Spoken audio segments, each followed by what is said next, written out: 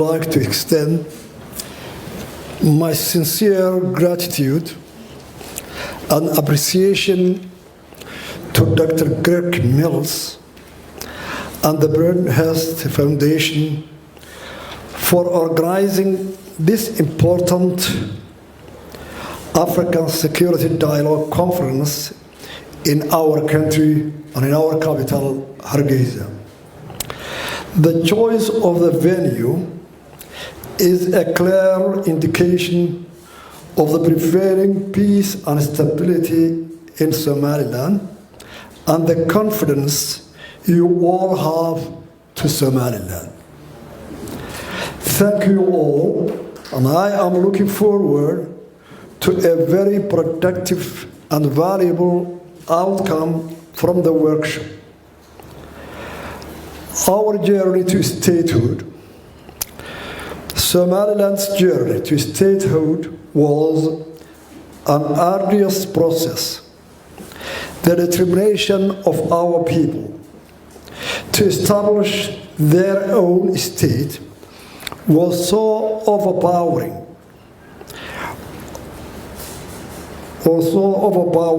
and transcended all obstacles upon the liberation of our ravaged country from the tyranny of Siad Barre.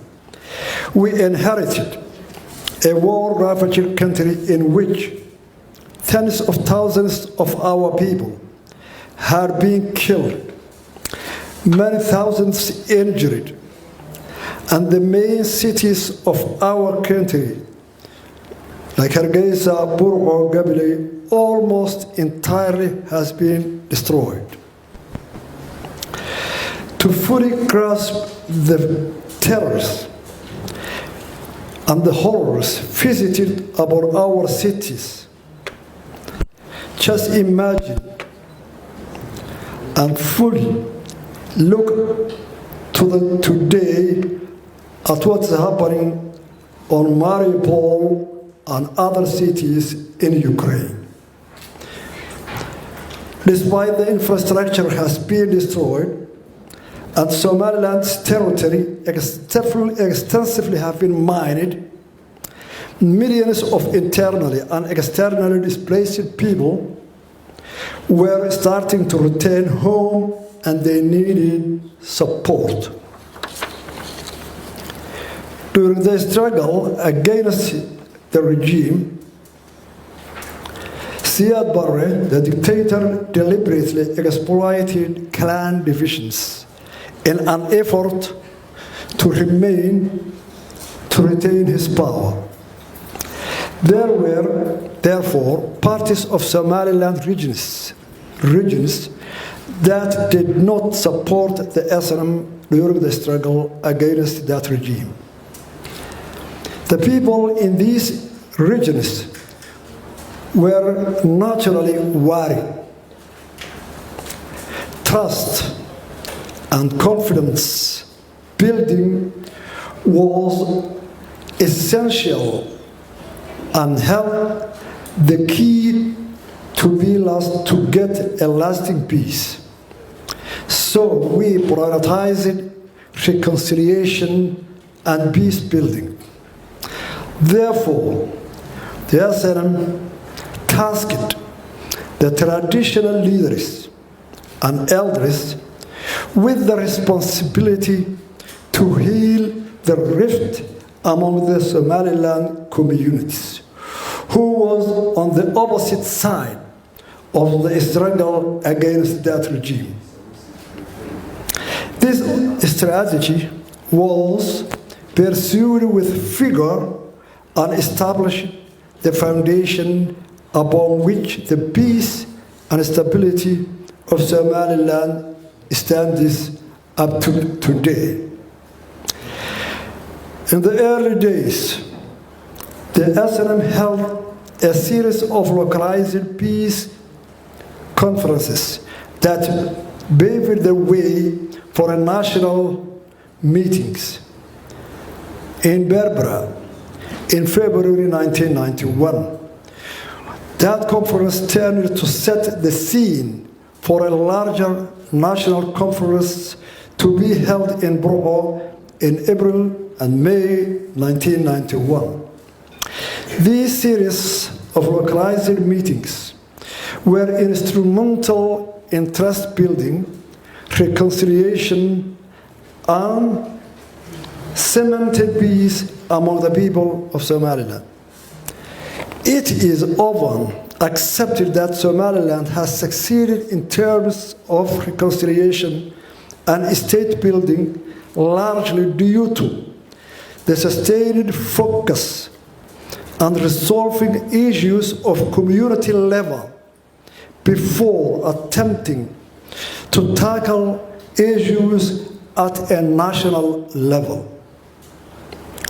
Communities were allowed to resolve immediate disputes and agree terms of the future discussions before moving to tackle issues on regional and then to national levels.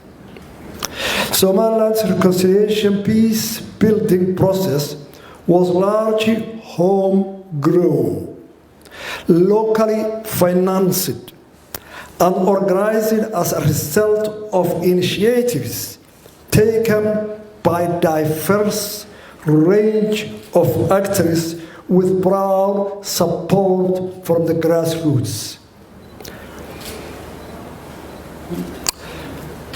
At the Burma Grand Conference, all Somaliland clans, their traditional leaders, politicians, intellectuals, and businessmen participated on a voluntary basis.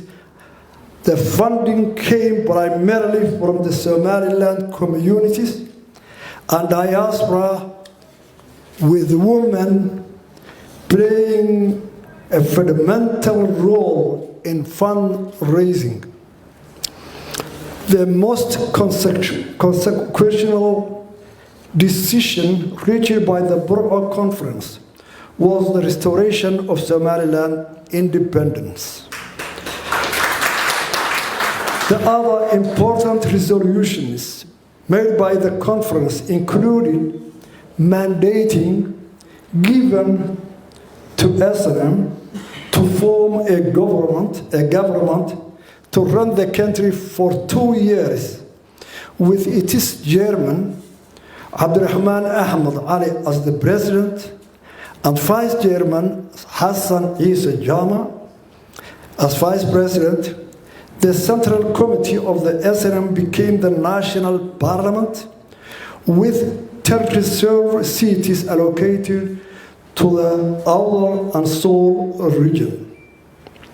The democratic culture of SNM, even before the liberation of the country, played an important role in its acceptance to run the country only for 2 years. During the time of Liberation Front, SNM had elected 5 chairmen, with each one succeeding his predecessor in a peaceful transfer of power.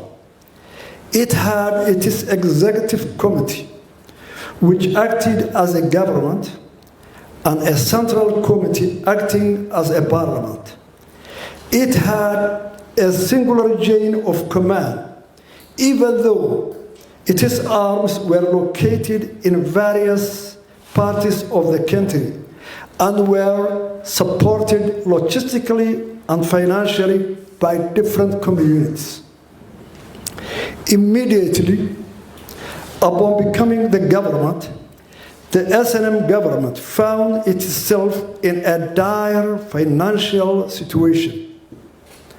The communities that provided support to the Liberation Front during the struggle now needed support from the government. There was a constant tension as the government was unable to provide the basic services such as the salary of the troops. Subsequently, when the division within the SNM flared into conflict, as happened in 1991 and 94, the system of customary leadership kicked in and enabled the elders to apply traditional conflict resolution procedures. The actual process of state building in Somaliland started with the Boroma Conference. The Boroma Conference was very different from that which was held in Burma. Unlike the Burma Conference, which was primarily concerned with the reconciliation, peace building, and determination of the future of Somaliland, the purpose of the Boroma Conference was to establish the system of governance that would be employed in the future. The Boroma Conference lasted more than 5 months, which allowed the stakeholders to debate a wide range of topics of national level concerning to address the stakeholders' future government and their administration, how it will look future. Boroma Conference achieved a great deal, including making the transition from the military government to a civilian one.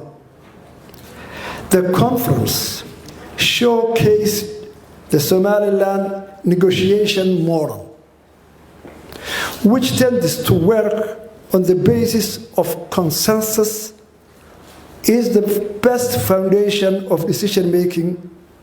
The major achievements of that conference were included Somaliland Community Security and Peace Charter, the National Charter, a system of government.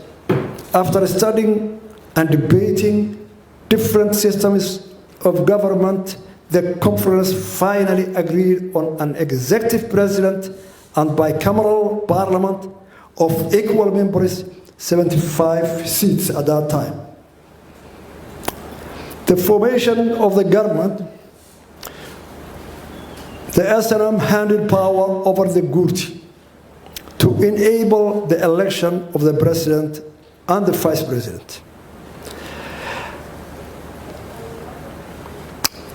The formation of the government with Muhammad Haji Ibrahim Igal as a president and Abdurrahman or Ali Farah as vice president. The institutionalization of the Gurti as a national political body with a role in initiating peace building and mediation.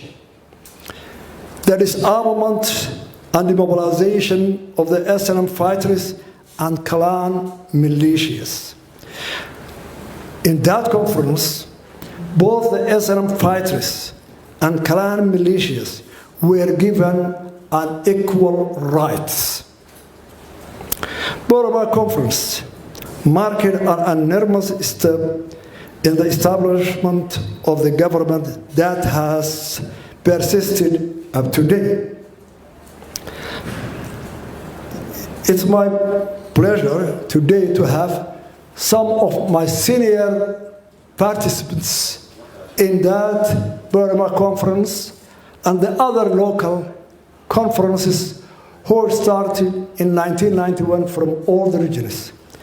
Let me introduce you our Minister of Information, Master Furay.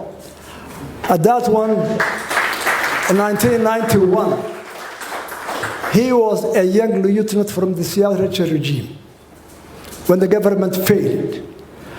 And the first weeks of his fall, that failure of the government, he came to his region, Las Anod, and passed to Hargeisa, and he was one of the first personalities who have the courage to come and to discuss and participate in discussions with the SNM.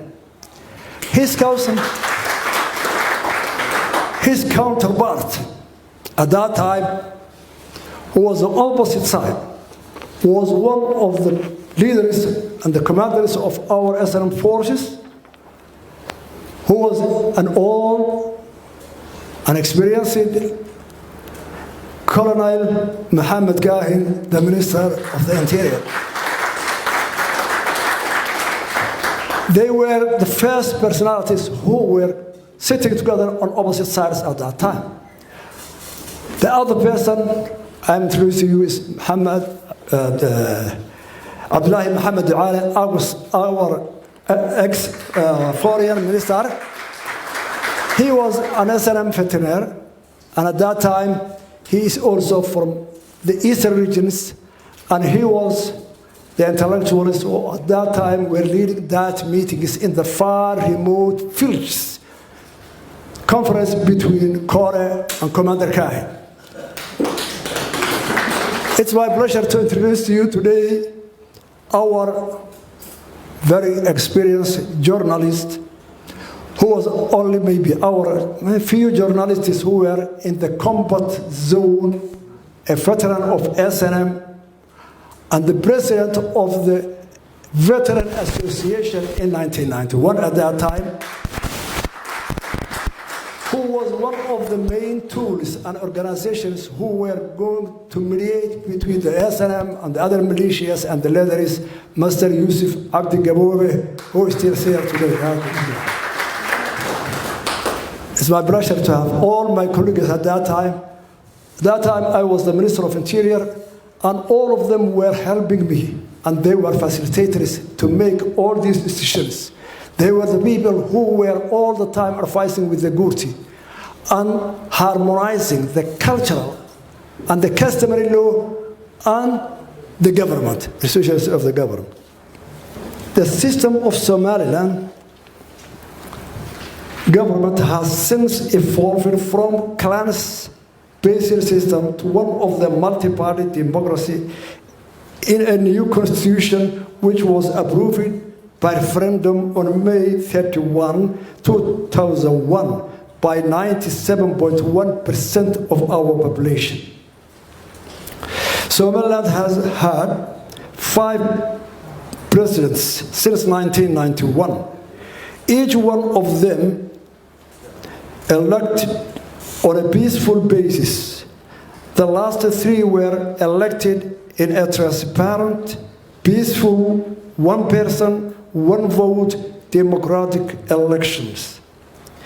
All the power has been transferred in a peaceful condition. In addition to a peaceful process of the presidential elections, successful elections have also been held for local governments. December 2002, November 2012, and May 2021. And the lower house of the parliament, September 2005 and May 2021. Ladies and gentlemen, peace and functioning state institutions has opened up to the space for economic development and growth. As a nation of entrepreneurs, the private sector quickly flourished. Today, the private sector constitutes almost 90% of our GDP. It is the intention of the government to nurture and to facilitate the growth of our private sector, which is the main engine of our economic growth. I would like to highlight the following as the major lessons we learned from our journey to statehood. Peace is the foundation upon which state building and economic development are anchored. Homegrown peace and national reconciliation at the grassroots level is more sustainable than internationally driven imposed peace. SNM policy of non-recrimination against the non-SNM communities enabled meaningful dialogue between the adversaries, in which communities are supported the Barre regime were able to play a genuine part in negotiating the terms of peace and the future of a government.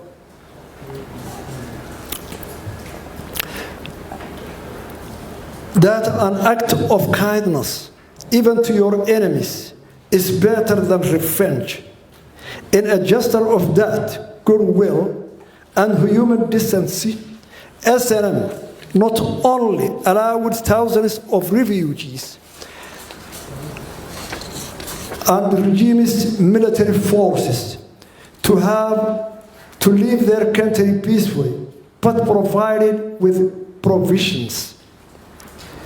Nearly 1,000 soldiers from the Siad Barre regime who were from Somalia has been allowed to go freely to their country with logistical support in the hands of General Arre.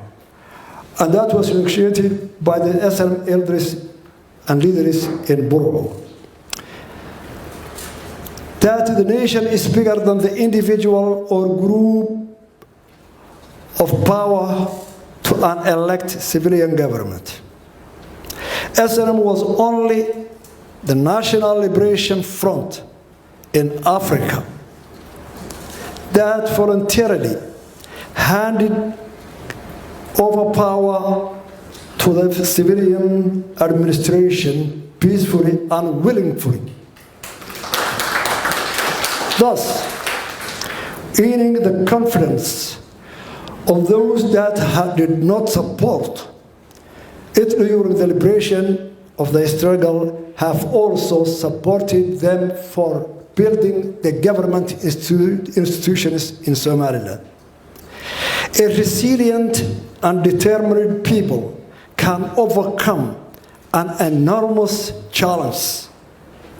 After 31 years of independence, Somaliland, with limited international support and enormous needs and challenges, is thriving and capable of managing its own affairs. The private sector is the main engine of economic growth. And the role of the government is to nurture the private sector through provision of conducive environment, targeted and the right amount of international aid is far better than an overwhelming and unaccountable aid which only breeds corruption and a source of conflict. Thank you very much.